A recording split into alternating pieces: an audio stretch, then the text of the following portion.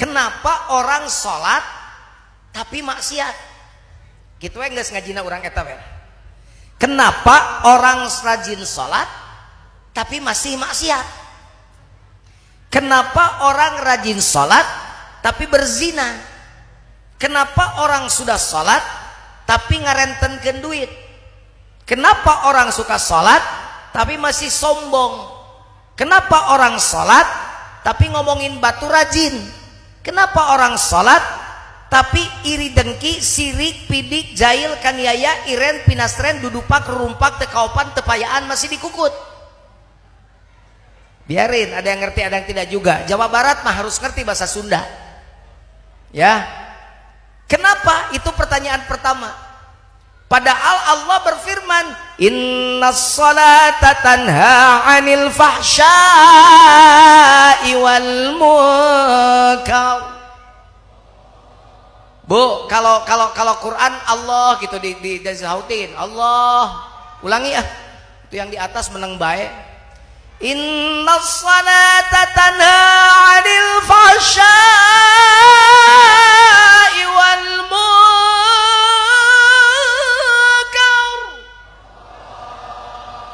Mangkudan kawarung mayarshabun.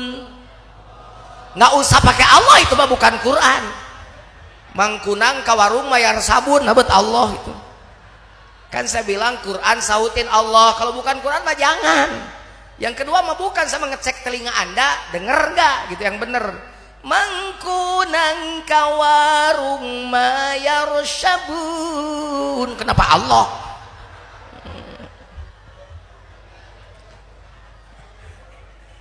Inna salata, sesungguhnya salat itu tanha 'anil fahsya'i wal munkar, mencegah perbuatan keji dan artinya mestinya kuduna orang yang sholat itu sudah berhenti mungkar.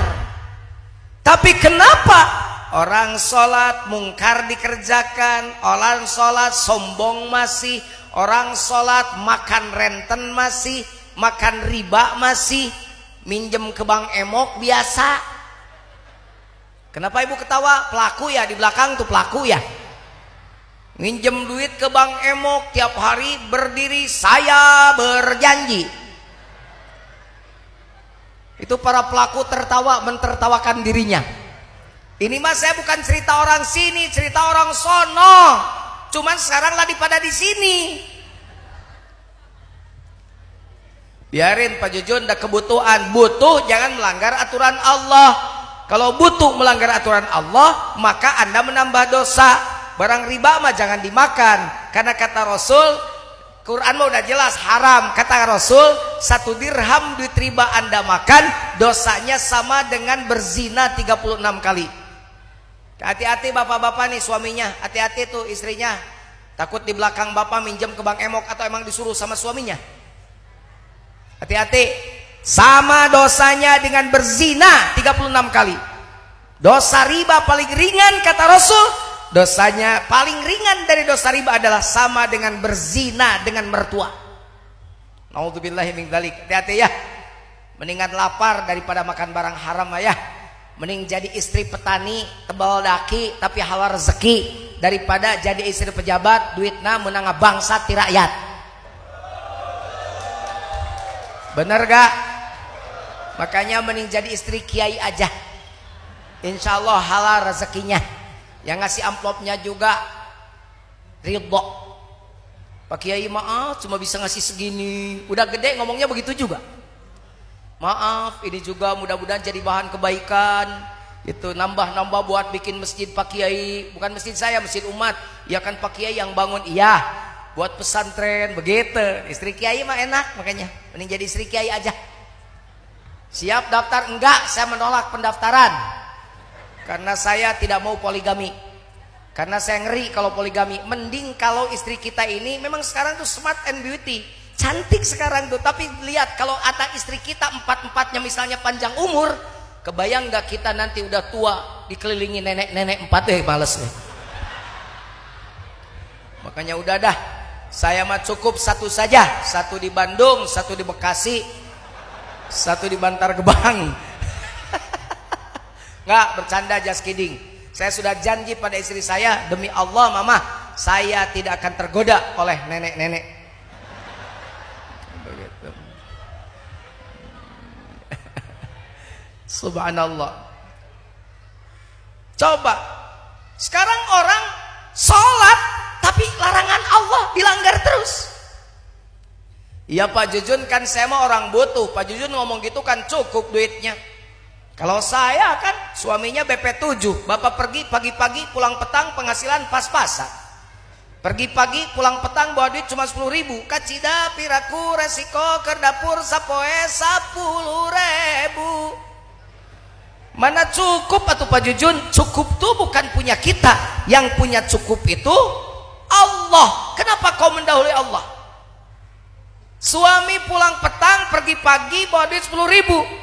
Mestinya Anda ambil tangannya, cium oleh Anda istrinya sambil ngucap terima kasih. Terima kasih bebek.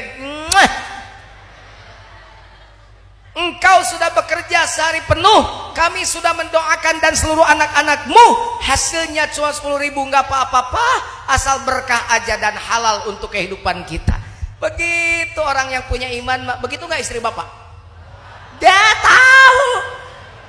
Sekarang mau orang Bantar Gebang tuh matre-matre, orang Narogong tuh matre-matre, orang Cikiwul juga boro-boro kasih duit 10.000, telat uang belanja aja itu munggungin tidurnya. Ditoel sama suaminya, mah menengah kangen mau udah 2 minggu, tahayang suaminya kan bingung, hardang gerah mama kenapa sih marah-marah? Mikir aja, mikir ya, mikir bingung. Bapak juga nggak kepikir kenapa mama ujuk-ujuk marah-marah. Oh, tangannya ujuk-ujuk ke belakang. Burung pipit buah kedondong, minta duit dulu dong. Suaminya pusing, kata suaminya, oh itu masalahnya. Burung pipit buah kedondong, jepit burungku dulu dong. Subhanallah, ngeri. Yang punya cukup tuh Allah. Cukup itu bukan jumlah tapi nilai. Jika cukup jumlah, kita lihat para pejabat di Jakarta sana duitnya udah ratusan miliar, tapi masih aja ngegarong duit rakyat. Gak ngerti saya. Apakah dia makan setiap sekali makan 1 miliar? Saya yakin gak begitu kan. Jadi apa sih, buat apa duit udah ratusan miliar, duit yang bukan haknya masih dimakan? Berarti bagi dia cukup itu ternyata bukan nilai tapi jumlah. Ternyata jumlah seberapa pun tidak cukup. Coba lihat orang tua kita zaman Breto. Ya zaman Breto, zaman dulu rumahnya kecil, biliknya bolong, kentengnya bocor, anaknya 4, yang satu, yang kedua baru pokoknya anaknya 4, masih kecil-kecil, kerjaannya serabutan, cuma kuli di pasar doang, kadang-kadang tukang nyangkul di kebun orang, petani penggarap di sawah punya orang.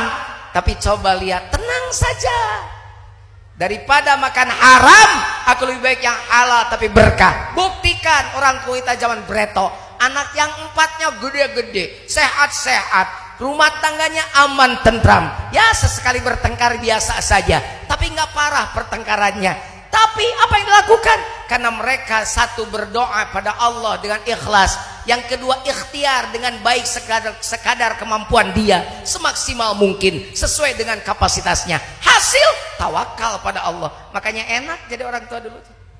Saya ini anak ke-8 loh, anak orang Kismin, bungsunya. Anak ke-8 Pak, makanya kalau tidak terlalu tinggi badannya, ini susu sisa ini.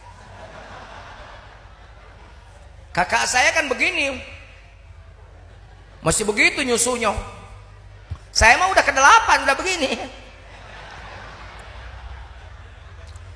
Tapi hebat tuh ibu saya, ibu rumah tangga biasa. Bapak saya tukang petani penggarap, nyangkul kadang di sawah kebun orang.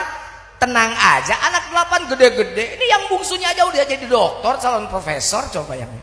Kenapa? Karena halal yang penting orang tua kita dulu tuh. Saya tinggal di tengah sawah, rumahnya terpencil satu, sekarang jadi pesantren. Nah itu dulu rumah cuma satu-satunya. Itu ada orang yang suka menggembala itik, ya, meri tesok di angon ke sawah. Ceritanya pas pulang ibu saya menemukan telur bebek tuh satu. Beliau tidak berani menggoreng telur bebek itu meskipun beliau menemukan, tapi beliau datang dulu ke tukang ya, yang punya itik itu. Mang Mimin, iya nok berina, ayah kapan aku ece di sawah. Kata yang Bang Mimin yang punya itik, "Wios atuh nyimas, biar atuh ibu, buat ibu aja." Baru digoreng pakai tauco, dikocek biar banyak. Dibagi ke 8 orang. Anaknya gede-gede, sehat-sehat, insya Allah soleh-soleh karena dibentuk dari makanan yang halal.